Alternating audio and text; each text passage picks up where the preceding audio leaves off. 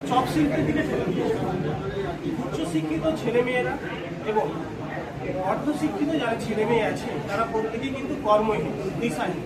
সেই দিশাটা ফিরিয়ে আনার জন্য আমরা যদি এক একটা উইংস প্রত্যেকটা মানুষকে সচেতন করি যে গোমাতার সেবা করলে, পালন করলে সেখান থেকে আমরা এগ্রিকালচার এবং ক্ষুদ্র পরিস্থিতিতে কীভাবে ডেভেলপমেন্ট করতে পারি, সমাজকে কীভাবে ন্যাচারাল থেরাপি অর্থাৎ ন্যাচারাল খাবারটা আমরা প্রোভাইড করতে পারি, সেটা আমরা আস্তে আস্তে সচেতন করতে পারবো বলে আমাদের মনে হয়।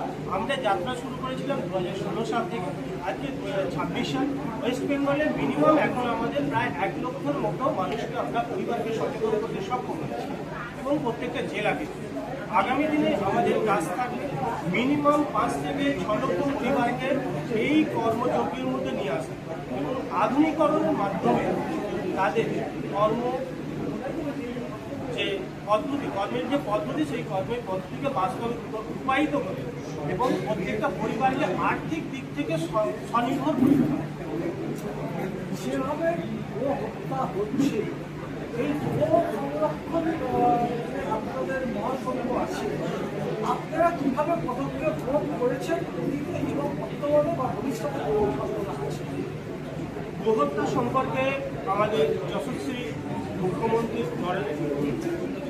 মাননীয় শুভেন্দু অধিকারীজি তিনি শপথ গ্রহণ করার দিন থেকেই কিন্তু গো হত্যা নিষেধাজ্ঞা আরোপ জারি করেছিলেন 600 এবং আমাদের সংগঠনের দিক থেকে কাউকে কোনো স্টেপ নিতে হবে না, প্রশাসনিককে বলা আছে এবং তারাই যেখানে যেখানে এই ধরনের অবৈধ গোহত্যাগুলো হচ্ছে সেখানে আমরা আমাদের সংগঠনের মাধ্যমে খবর পৌঁছে দিলে প্রশাসনিক এর ব্যবস্থা।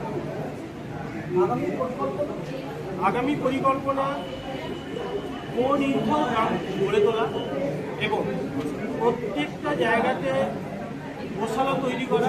শুধু গোশালা তৈরি করলেই তো হবে না, এই গোশালাকে পরিষেবা দেওয়ার জন্য, কারণ মানুষ যেমন অসুস্থ হয়ে পড়ে ঠিক তেমনিভাবে আমাদের প্রাণী সম্পদ তথা গোমাতাও কিন্তু অসুস্থ হয়ে পড়ে।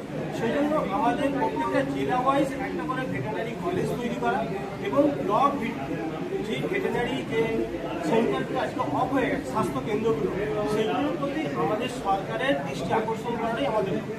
যেখানে মাননীয় মুখ্যমন্ত্রী শপথ করার পর বলেছেন যে অবৈধভাবে কোথাও গ্রহণতা করা যাবে না, তিনি নোটিশ জারি করেছে, সেই জায়গা থেকে যদি আপনাদের চোখে আপনারা আমরা আইনকে কোনো রকম হাতে তুলে নেব না।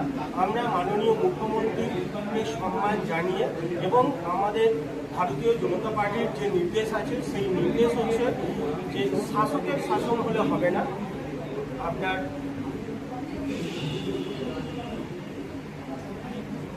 আইনের শাসনটা প্রণয়ন করাটাই আমাদের লক্ষ্য। সেই কারণের জন্য আমরা নিজেদের হাতে কোনো রকম ক্ষমতা না তুলে নিয়ে আমরা প্রশাসনকে জানিয়ে দেবো এই জায়গায় অবৈধভাবে কার্যকলাপ চলছে, আপনারা এর বিরুদ্ধে স্টেপ, যদি স্টেপ না নেয় তাহলে আমরা আমাদের পক্ষ থেকে আইনগতভাবে আমরা আটক। আমার নাম প্রদীপ মাইতি, অখিল ভারতীয় গোরক্ষা মহাসংঘের স্টেট প্রেসিডেন্ট।